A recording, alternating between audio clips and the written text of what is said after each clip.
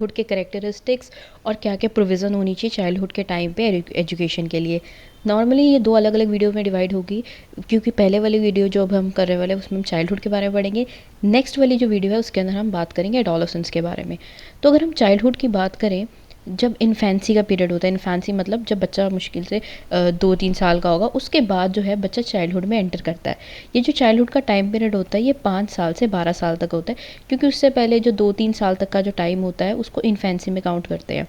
अब इन्फेंसी के बाद चाइल्डहुड आता है, चाइल्डहुड के बाद फिर आपका 12 साल के बाद टीनेज पीरियड यानी कि एडोलसेंस स्टार्ट हो जाता है। इस वाली वीडियो के अंदर हमने 5 साल से 12 साल के बीच की बात करनी है। 12 साल के बाद जो टीनेज जो एडोलसेंस आती है उसके लिए नेक्स्ट वीडियो है। अब इस पर्टिकुलर टाइम पे ना जो बच्चे को सूडो मैच्योरिटी आ जाती है, यानी कि बच्चा पूरी तरह मैच्योर नहीं होता, बट वो अपने आप को काफ़ी मैच्योर मानता है। इस पीरियड के दौरान वो अपने एनवायरनमेंट को काफ़ी हद तक प्रोसेस करने की कोशिश करता है, क्योंकि सोशलाइजेशन स्टार्ट हो चुकी है। क्योंकि इससे पहले जब वो 4-5 साल का था तब वो घर में रहता था, उसका जो सोशलाइजेशन था वो प्राइमरी मोड ऑफ सोशलाइजेशन था, जो कि उसकी फैमिली थी। लेकिन अब क्योंकि वो घर से बाहर आया है, अब वो स्कूल जाता है, तो अब वो बहुत सारी एक्टिविटीज़ करता है, तो अब यहाँ पर उसकी जो सेकेंडरी सोशलाइजेशन है, स्कूल और फ्रेंड्स और पीयर, वहाँ पर इसकी इंट्रैक्शन हुई है। अब अगर हम बात करें चाइल्डहुड के बारे में, तो चाइल्डहुड के टाइम पे ये जो फिज़िकल ग्रोथ होती है स्लो होती है थोड़ी सी, क्योंकि स्टार्टिंग है इन्फेंसी में कंपैरेटिवली ग्रोथ ज़्यादा हो जाती है। फिर धीरे धीरे जैसे ही बच्चा बड़ा होता रहता है, ग्रोथ का जो स्पीड होती है वो थोड़ी सी स्लो हो जाती है। ग्रोथ नो डाउट हो रही है, बट इन्फेंसी के कंपैरेटिवली जो है चाइल्डहुड में कम हो रही है। और एक और चीज़ नोटिस की गई है कि ग्रोथ जो होती है वो गर्ल्स के अंदर कंपैरेटिवली फास्टर होती है, किसी भी अगर हम स्टेज में देखें, एडोलसेंस में देखें या फिर चाइल्डहुड में देखें, एज़ कम्पेयर टू मेल्स या बॉयज़। फिज़िकल एक्टिविटी की हम बात करें, तो क्योंकि इस पर्टिकुलर टाइम पे फिज़िकल ग्रोथ ज़्यादा होएगी। क्यों होएगी कंपैरेटिवली? क्योंकि बच्चा अब घर से बाहर निकला है, अब वो कंपैरेटिवली ज़्यादा खेलेगा, ज़्यादा कूदेगा, उसकी फ़िज़िकल एक्टिविटी ज़्यादा होएगी एज़ कम्पेयर टू वो घर में बैठा होगा। अब क्योंकि अब वो घर से बाहर निकल रहा है, वो नई-नई चीज़ें देख रहा है, तो उसकी जो क्वेश्चंस की जो क्यूरियोसिटी है वो बढ़ गई है। वो अलग-अलग तरह के क्वेश्चन पूछता है और अपने एक्सपीरियंस शेयर करता है। कई बार वो उस आंसर जो उसको मिला उससे खुश होता है, सैटिस्फाई होता है, कई बार उसकी सैटिस्फाई नहीं होता, उसको सही एक्सप्लेनेशन नहीं लगती। ठीक है, तो ये वाला जो पीरियड होता है ये क्यूरियोसिटी वाला पीरियड होता है, और यहाँ पर काफ़ी हद तक जो क्यूरियोसिटी है वो सॉल्व हो जाती है। फिर यहाँ पर अंडरस्टैंडिंग और थिंकिंग पावर डेवलप होती है। अंडरस्टैंडिंग, क्योंकि अब नई नई चीज़ों से इंट्रैक्शन हुआ है, तो बहुत सारी चीज़ें उसको सीखने को मिलती है, और बहुत सारी चीज़ों को ये सोचने पे मजबूर भी हो जाता है बच्चा। तो यहाँ पर ये जो थिंकिंग पावर है, ये जैसी चाइल्डहुड ख़त्म होगा ना, थिंकिंग पावर तब तक एकदम डेवलप हो जाती है। मेंटल स्टेबिलिटी की बात करें, तो ये मेंटल और फिज़िकल स्टेज दोनों के लिए ही इम्पॉर्टेंट है, क्योंकि यहाँ पर जैसे मैंने पहले बताया था सूडो मैच्योरिटी होती है, यानी कि बच्चा तो सोचता है कि वो मैच्योर है, पर वो पूरी तरह मैच्योर नहीं होता। जो पूरी तरह जो बच्चा मैच्योर होता है वो एडोलसेंसी स्टेज में होता है। अब अगर यहाँ पर जो है ना ऑडियो विजुअल सेंसेस, यानी कि बहुत सारी जो सेंस ऑर्गन्स है बच्चा डेवलप करता है। सेंस ऑर्गन्स जैसे कि टच, टेस्ट हो गया, इमेज हो गया, अलग अलग सरफेसेस को पहचाना, कौन सा रफ़ है कौन सा स्मूथ है, तो हर तरह की जो सेंसेस है बच्चा डेवलप करता है इस पर्टिकुलर एज में। वोकैबलरी भी काफ़ी इंक्रीज़ हो जाती है, क्योंकि लैंग्वेज इंप्रूव हो रही है, क्योंकि जैसे ही आप नए नए लोगों से इंटरेक्ट करोगे, जितने आप न्यू लोगों से इंटरेक्ट करोगे, उतनी आपकी लैंग्वेज और वोकैबलरी जो है वो इंक्रीज़ होएगी। अच्छा, अब उसके बारे में हम बात करते हैं डेवलपमेंटल इंटरेस्ट की, कि क्योंकि अब बच्चा ऑब्वियसली इंटरेस्ट जो है ना इस पर्टिकुलर स्टेज में परमानेंट नहीं होते। एक बच्चे के साथ रहेगा तो उसके साथ रह के उसको कुछ और चीज़ें पसंद आएगी, दूसरे बच्चे के साथ रहेगा तो उसको कुछ और पसंद आ जाएगा। तो इस पर्टिकुलर स्टेज में जो इंटरेस्ट होते हैं, बट वो इंटरेस्ट परमानेंट नहीं होते। Next is change in social behaviour, क्योंकि जो बच्चे हैं उनका जो पीयर ग्रुप होता है वो पीयर ग्रुप बहुत ज़्यादा मैटर करता है। अब सोशल बिहेवियर जो है वो डिपेंड करेगा पीयर ग्रुप पे, कि अगर वो इंटेलिजेंट बच्चों के साथ रह रहा है तो वो थोड़ा और सिंसियर बनेगा, वो थोड़े घूमने फिरने वाले दोस्तों के साथ रह रहा है तो उसका जो है इतनी इंटेलिजेंस लेवल इतना एकेडमिकली नहीं हो पाएगा। फिर हम बात करते हैं development of construction instinct. Construction instinct का मतलब है इस पर्टिकुलर स्टेज में ना बच्चे थोड़े से क्रिएटिव होते हैं, तो टेलरिंग, स्टिचिंग या कारपेंट्री, इस तरह के जो टूल्स होते हैं ना बच्चों को सिखाने चाहिए, ताकि बच्चे का एक कंस्ट्रक्शन की जो इंस्टिंक्ट है वो और एनहांस हो सके। मोर ओवर ये वाला जो पार्ट होता है ना, इसमें बच्चों के एटीट्यूड बहुत ज़्यादा मैटर करता है, क्योंकि इस पर्टिकुलर स्टेज पे आप बच्चे के एटीट्यूड को शेप कर सकते हो। तो बेटर रहता है बच्चों को स्काउट्स एंड गाइड्स या एनसीसी इस तरह के तरफ उनको डाइवर्ट किया जाए, ताकि उनकी जो नेचुरल थिंकिंग है वो इम्प्रूव हो सके। फिर हम बात करते हैं पहले जब बच्चा छोटा होता है उसको बॉयज़ और गर्ल्स में इतना ज़्यादा फ़र्क नहीं पता होता, तो वो हर बच्चे के साथ खेलना पसंद करते हैं। लेकिन जैसे ही चाइल्डहुड ख़त्म होती है, एडोलेसेंस में वो एंटर करता है, तो उसको पता लग जाता है नहीं बॉयज़ अलग है, गर्ल्स अलग है, बॉयज़ को बॉयज़ के साथ खेलना चाहिए, गर्ल्स को गर्ल्स के साथ खेलना चाहिए। तो ये जो इंस्टिंक्ट होती है जेंडर वाली, वो इस चाइल्डहुड के एंड तक डेवलप हो जाती है। लेकिन चाइल्डहुड के टाइम पे ऐसा कुछ नहीं होता, वो हर बच्चे के साथ खेलना पसंद करेगा, मतलब उसको कोई फ़र्क नहीं पड़ेगा कि वो बॉय है या गर्ल है।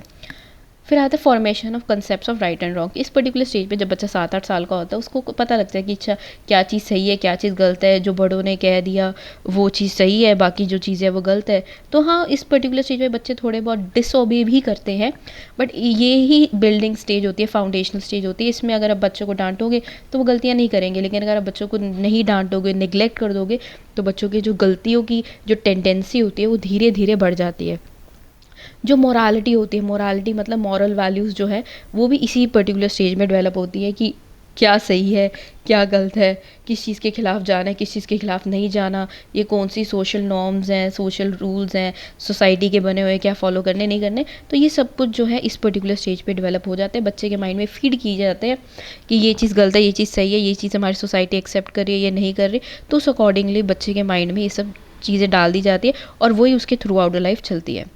फिर आती है इमेजिनेशन और मेमोरी। इस पर्टिकुलर टाइम पे इमेजिनेशन, जैसे हमने कहा था, पहले भी डिस्कस करा था, काफ़ी फास्ट होती है और उनकी जो क्रिएटिव स्किल्स है वो भी काफ़ी ज़्यादा होती है। तभी हमने डिस्कस करा था टेलरिंग, स्टिचिंग हो गया, इसमें ज़्यादा ध्यान देना चाहिए। इमेजिनेशन भी अच्छी, क्रिएटिव थिंकिंग क्योंकि at the age of childhood तक पूरी तरह डेवलप हो जाती है। तो इमेजिनेशन और मेमोरी क्योंकि बहुत ज़्यादा स्ट्रॉन्ग होती है, तो इसलिए बच्चों को किसी न किसी सही डायरेक्शन में फोकस करना चाहिए टीचर को।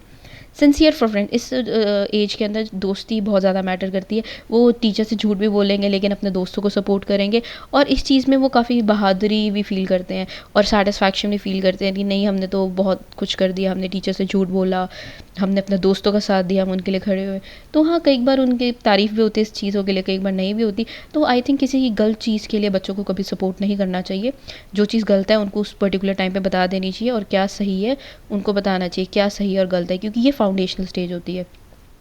और जैसे ही बताया था कि अर्ली चाइल्डहुड में तो ये साथ खेलते हैं, इनको इतना नहीं पता होता, लेकिन जैसे ही चाइल्डहुड ख़त्म होता है, 12 साल की उम्र तक हो जाते हैं, ये अलग अलग खेलना शुरू हो जाते हैं, बॉयज़ अलग हो जाते हैं, गर्ल्स अलग हो जाते हैं, बॉयज़ की गेम स्पोर्ट्स डिफरेंट हो जाएंगे, गर्ल्स के अलग हो जाएंगे। तो ये जो है इंटरेस्ट और ये सब चेंज होता है। अच्छा, अब इस पर्टिकुलर चीज़ में ना इस एज में चीज़ें कलेक्ट करना या फिर एक्टिंग वगैरह करना, इस चीज़ को बहुत शौक होता है बच्चों को। इस अगर पर्टिकुलर एज ग्रुप में किसी चीज़ का कलेक्शन का या इस तरह का शौक अगर बच्चों को आ जाता है तो वो काफ़ी लाइफ टाइम तक रहता है। लेकिन अगर बच्चों को कभी किसी चीज़ की आदत नहीं डलवाई जाएगी इस पर्टिकुलर एज ग्रुप में, तो वो आदत जो है आगे जाके बहुत मुश्किल से लगती है। और उसके अलावा भी और बहुत सारे कैरेक्टर्स हैं, जैसे कि बच्चों को ग्रुप में खेलना बहुत पसंद है, एक दूसरे के सीक्रेट्स शेयर करना रखना बहुत पसंद है, बुक्स वगैरह रीड करना पसंद है, एक दूसरे की कमियां निकालना। तो ये जो एज होती है काफ़ी फाउंडेशनल होती है।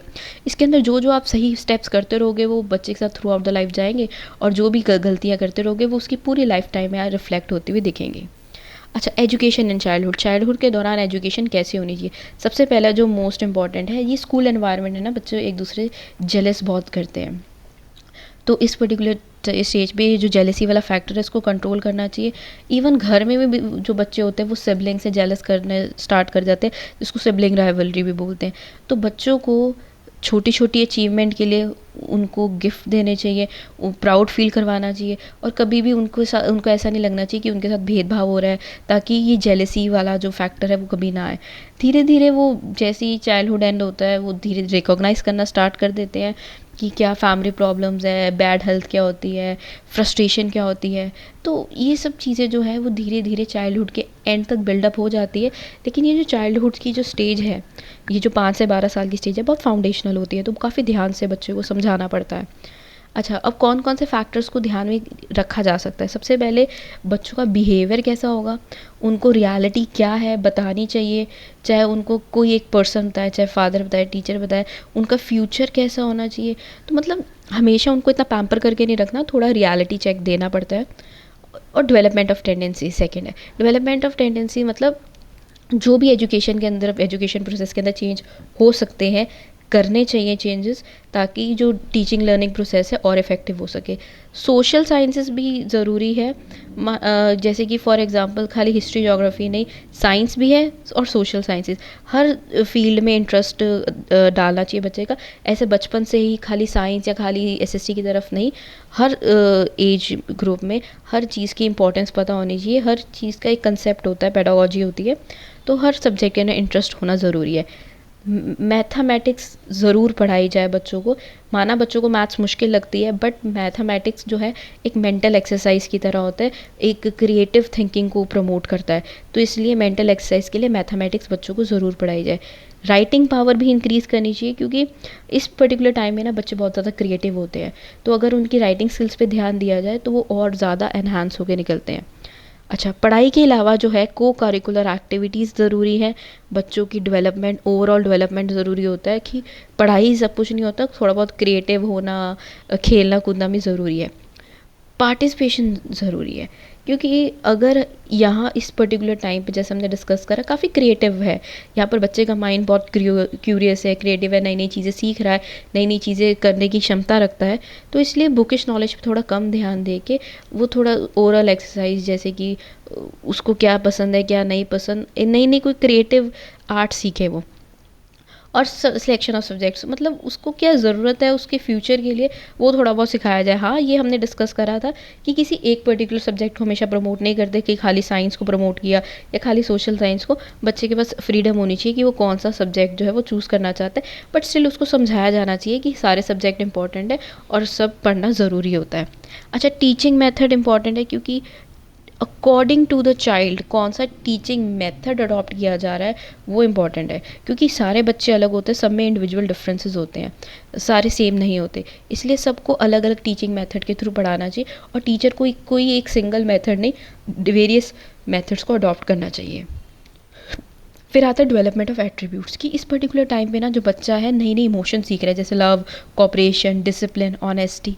तो इस तरह के जो एटीट्यूड होते हैं इस टाइम पे डेवलप करने चाहिए, ताकि जो बच्चा है वो ऑनेस्ट रहे, फेयर प्ले करे थ्रू आउट द लाइफ, एक बेटर लाइफ जिए। अगर हम उस बचपन से उसको जेलेसी करना या फिर दूसरों की चुगलियाँ करना और लड़ाई झगड़ा सिखाया जाएगा, तो बड़े होके उसको और ज़्यादा प्रॉब्लम आएगी, उसको सोसाइटी में एडजस्ट होने में प्रॉब्लम होगी। इसलिए इस तरह के जो एट्रीब्यूट्स होते हैं वो डेवलप किए जाने चाहिए चाइल्डहुड के टाइम पे। को करिकुलम के साथ साथ को करिकुलर एक्टिविटीज़ भी ज़रूरी है। पढ़ाई के साथ साथ खेल कूदना ज़रूरी होता है, क्योंकि ये ग्रोथ की स्टेज है और फाउंडेशनल स्टेज भी है। टीचर एंड आइडल, इस पर्टिकुलर टाइम पे जो टीचर होते हैं वो बच्चों के आइडल होते हैं, बच्चे इन टीचर को फॉलो करते हैं। तो टीचर को अपने आप को काफ़ी अच्छे से कैरी करना पड़ता है, क्योंकि वो उनके लिए रोल मॉडल होती है। और टीचर को इस तरह के कुछ प्रोजेक्ट्स वगैरह भी करवाने चाहिए, ताकि जो बच्चे हैं वो और बेटर हो सकें। तो इस वाले जो टॉपिक है, इस वीडियो के अंदर हमने पढ़ा था चाइल्डहुड के बारे में। नेक्स्ट वाली जो वीडियो उसके अंदर हम पढ़ेंगे एडोलसेंस के बारे में। Thank you.